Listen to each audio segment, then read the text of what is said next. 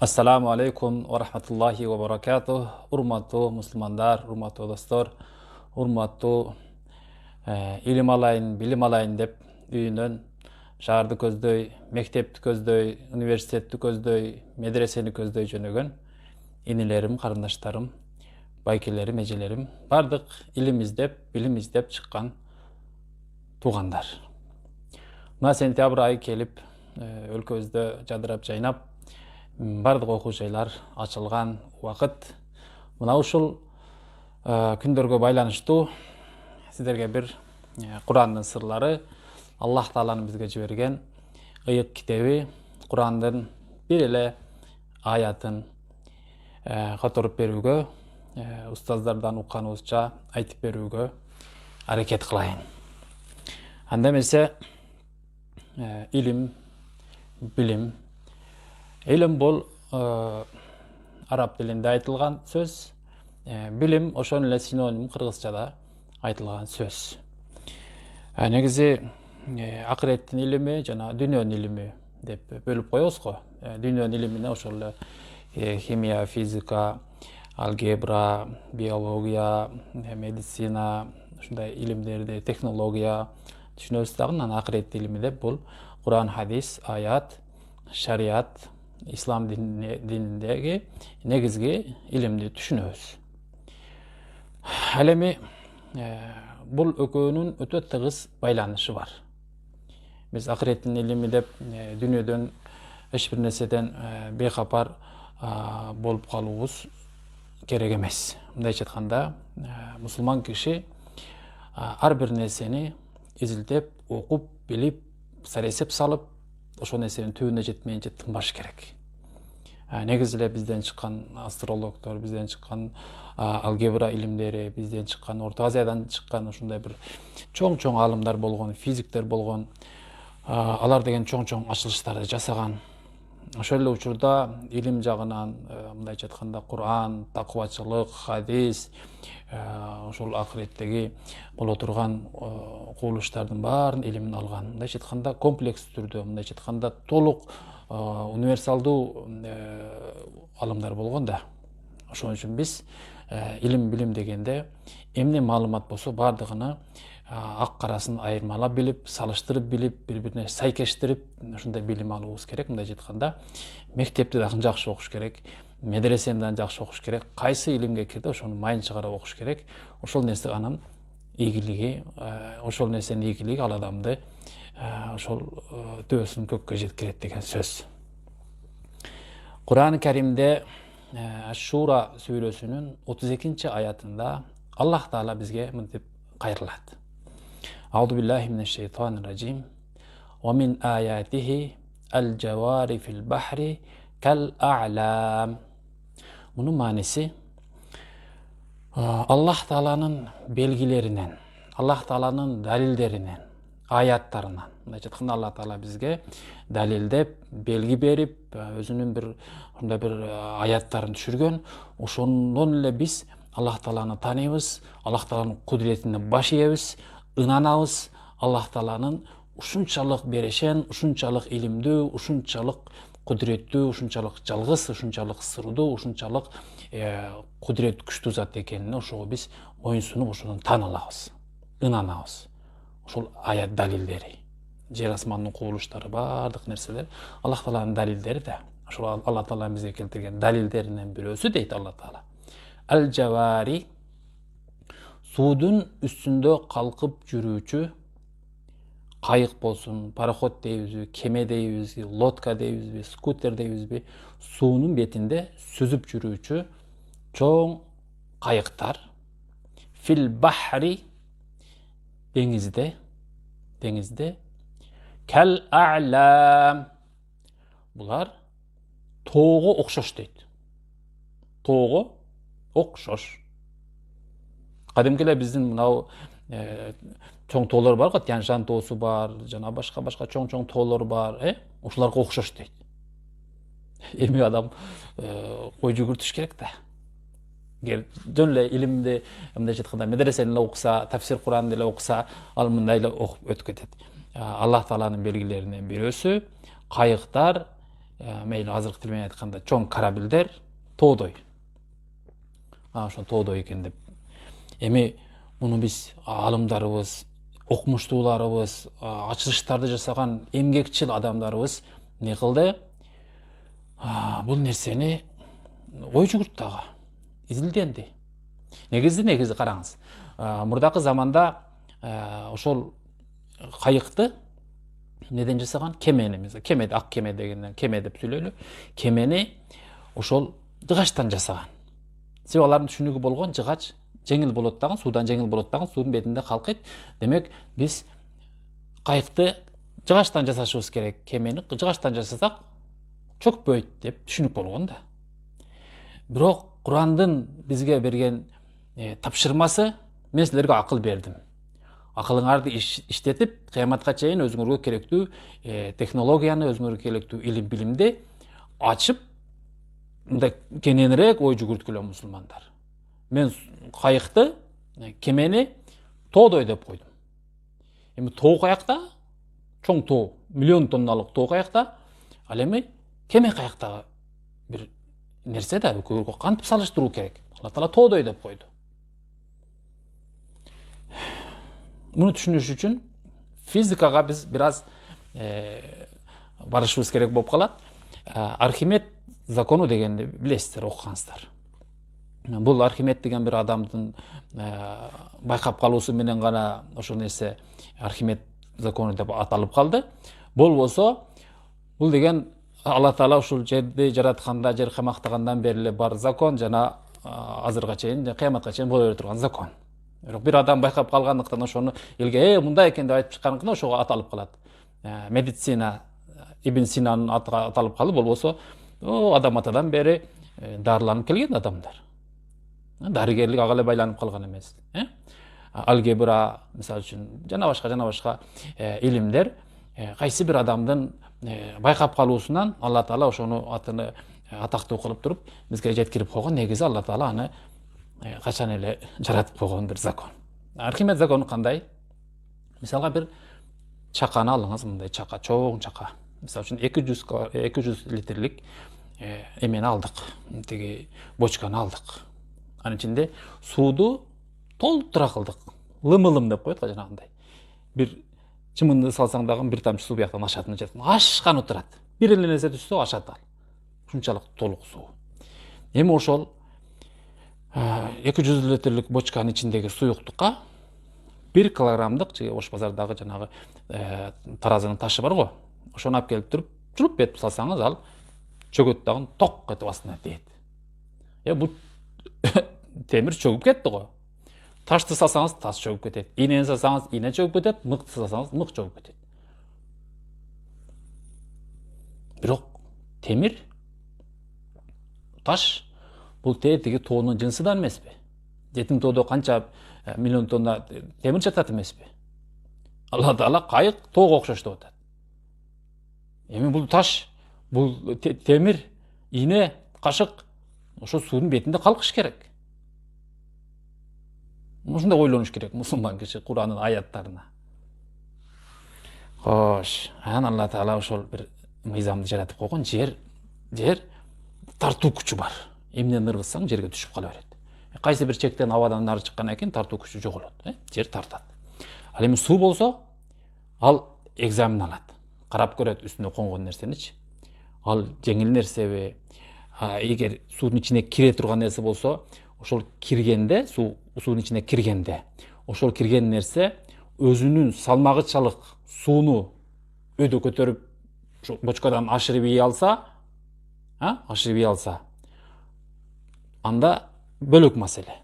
Эгер салмагычалык сууну ашырып ий албаса, анда бөлөк маселе. Эгер салмагыдан көп эсе, мисалы үчүн 1 килограмм таш түшүп туруп, 2 килограмм сууну жана бочкадан ашырып ийсе, анда бөлөк маселе. 3 маселе түзүлдү бизде. Мына шуну Архимед закону деп коет физикада. Эми ошол таш жанагы чулп этип чөгүп кетти. Демек ал таштын көлөмү кичине. Кичине гана таш, мисалы 200 грамм стаканчалык таш болот да, 1 килограмм ташчы. Ал түшкөндө оор. Анан сууду ашырды бирок. Ошол бир кандай бир орунду ээледи да. бочканын ичинде. Анан бир 250 граммчалык суу сыртка ашып кетти жана бочкадан. Демек, бул жерде таш өзүнүн салмагынан аз, 4 эсе, 5 эсе аз сууду ашырды. Ошондуктан бул оор болуп, суудан оор болуп чөгүп кетти. Экинчи нерсе, эгер ушу ташты биз, темир ташты, балка менен уруп, кичине бир көлөмүн чоңойтсок, жалпайтсак, мындай айтканда, мындай листке окшотуп, тарелкага окшотуп чоңойтсок, эми ошону биз жанагы 200 банканын ичине салганда көлөмү чоңоюп кетти да, мынчалык жалпайтып салдык. Мындай салганда, ошол чөп жерди ээледи дагы ылдый басканда, ал 1 килограмм сууну ашырды. 1 килограмм сууду ашырды. Өзү дагы 1 килограмм, ашырган суусу дагы 1 килограмм. Мында бул нерсе эми түбүнө да түшпөйт, же өдө да чыгып кетпейт. Суудун ортосунда турат. Көрдүңүзбү законду? Демек, бул жанагы подводный лодка деп коет орустардын, суудун астында жүрүп, ошонун закону. Ошону чоң бир бассейнге, ошонун салмагына, мисалы үчүн 1000 килограммдык лодканы жасайт дагы, чөктүрөт, мына жактан бассейнден 1000 килограмм суу ашып келсе, демек болду дейт дагы, ошол суудун ичинде калкып жүрө турган нерсе бул. Эми үчүнчү нерсе, ошол ташты, жанагы 1 килограммдык ташты биз балка менен уруп отуруп, мындай чоң бир кастрюль жасап койдук. Мындай кастрюль жасап койдук, жукка кылып туруп, ортосун чукур кылдык, чекелери мындай борт болду. Эми ошону биз жанагы чоң кастрюльдү баягы бочканын ичине мындай салганда, бир 5 килограмм, 6 килограмм, 10 килограмм сууну ашырып иди. Ичи бош да. Анан көлөмү чоң, борту бар. Мындай басканда ашырып иди. Демек, бул эми кастрюль ошонун үстүндө тура берет. Мына акылды иштетип, чүлүп этип чөгүп кеткен эмени, ташты биз суунун үстүнө калкытып койдук. Эми ошол эле тоодон эмнелер чыгат? Жыгач эле эмес да тоодо, ал токой. Кээ бир тоодо жыгач жок. Алла Таала жыгачтан эле жасагыла деген жок эмени, кемени. Аны тоодон жасасаңар да болот. Тоодо эмне? Таш бар, темир бар, коргошун бар, сурма бар, буран бар, сымап бар, кызыл сымап бар, алтын бар, күмүш бар, коргошун, не болсо, ошонун баарынан тоону силер керек болсо, тоону кайык кылып агызып койсоңор болот. Азыр ушунча чоң корабльдар бар, анын үстүндө аэропорт бар. Реактивный самолеттер ушундай конуп учат. Ал жерде бир закон иштеп атат. Алла Таала бир адамдын акылына сап койду, ошо билдирип койду адамдын затына. Не кылды? Ошол чөгүп кете турган нерсенин көлөмүнү чоңойтуш керек. Тоодой деген сөз, тоодой кылып чоңойтуп бер. Эми тоону биз көбүнчө килтеген тоодой болгон бир өгүз экен же бир чоң адам экен, тоодой күчү бар экен деп тоону көп мисал келтиребиз го. Демек, тоо деген бул мындай күчөтүүчү сөз, чоңойтуучу сөз дагы кирет. Анан тоодо эмне болсо, ошону суудун бетине калкытып койсо болот. Суудун бетине калкытып койсо болот. Мына ушул аятты түшүнүш үчүн физика, химия, бардык илимдер керек. Бардык илимдер керек. Бул мисал үчүн кеме, азыр бир корабль баратат, муз жаргыч, Ленин корабль баратат. Ошого тоодогу нерселер нелер керек болот, билесизби? Ага уран керек болот. Анын энергиясын күчтүү кылыш үчүн. Ага сурма керек болот. Адамжай сурма комбинатынын сурмасы, астыны краскалап, жанагындай чирибей турган кандайдыр бир немелер кылыш үчүн. Ага деген бир сымап керек болот деги байланыш үчүн. Реактивный самолеттор, ядерный бомбалар, ошондой эле баягындай ядерный гэстер, булардын баарына бизде 70 жыл жанагы Союз бизден сурманы, сымапты, уранды, бардык нерсени казып, эмне үчүн алып кеткен? Не үчүн алып кеткен? Алар ошо корабль жасаган, бомба жасаган, самолет жасаган, ошол жерге иштеткен, космоско байланыш үчүн кызыл сымапты иштеткен. Бул нерселер бири-бирине өтө байланыштуу. Демек, корабльде тоодо бардык элементтер бар.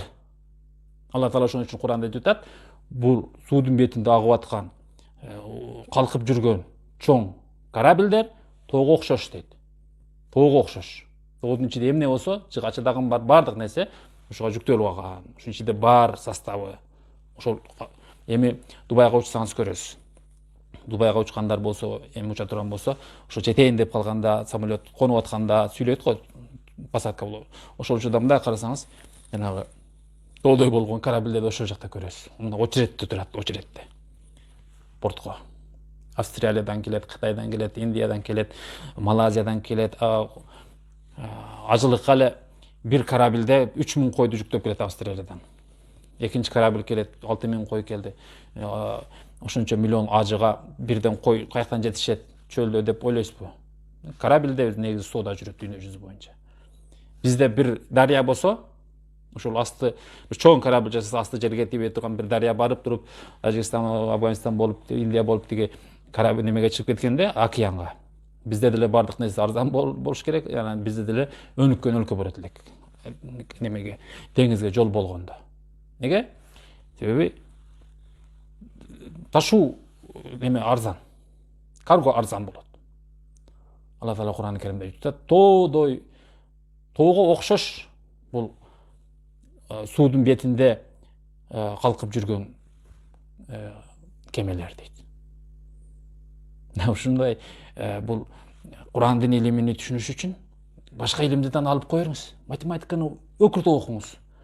Тиги тилди окуңуз, тиги англис тилин окуңуз, араб тилин окуңуз, кытай тилин окуңуз, түрк тилин жаттаңыз, тажик тилин да жаттай бериңиз, өзбекче да түшүнүңүз, казакты жөн эле кыргызча да эле түшүнүңүз.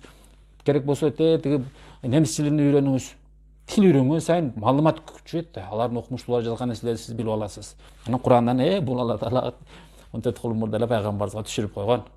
Деп менен салыштырасыз. Ошон үчүн илим, билим бул өтө тыгыз нерсе. Мисалы үчүн самолет кантип учат?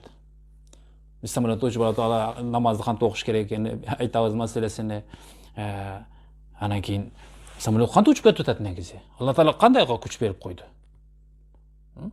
Муну түшүнүш үчүн мына 1-класстагы балдарды отургузсаңыз дагы мен жалпак тил менен айтам, мындай түшүнүш үчүн самолет кантип учат? Биз хадисте, Куранда, эмеде окуйбуз да буну фихте. Бирок ошол данышман окумуштуулар ошол нерсени Аллахтын кудретини аяттан бир жерден алып туруп, ошону салыштырып отуруп, ойлоп чыкты ошону. Мисалы үчүн шар бар го, шар. Үйлөсүн мынчалык чоң шар болот. Чоң шар. Ичине аба толду. Анан аны коюп берсеңиз, коюп жүгөрсөңүз, деп комнатаңызды 2-3 айдар менен жерге түшөт го. Мына ушул самолеттин учуусунун закону ошол эле. Аба, чоң жердеги аба бир кичине тешиктен кысылып катуу чыкканда тартылуу күчү болот. Шар учуп кетип. Демек анын ичиндеги аба ошол кичине тешиктен катуу чыккандыктан аны тартып кетти нары. Шардын чоң жагы алды кетет, оозу артта кетет. Шүт айланып кетет.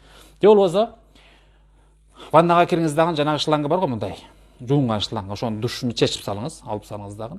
Ошо шланг мындай темирден пружина окшогон жасалган барбы? Анан сууду, ысык суугуну кошуп туруп, полный напор менен ачыңыз. Жана турбап, жайында турбайт. Мындай чечет.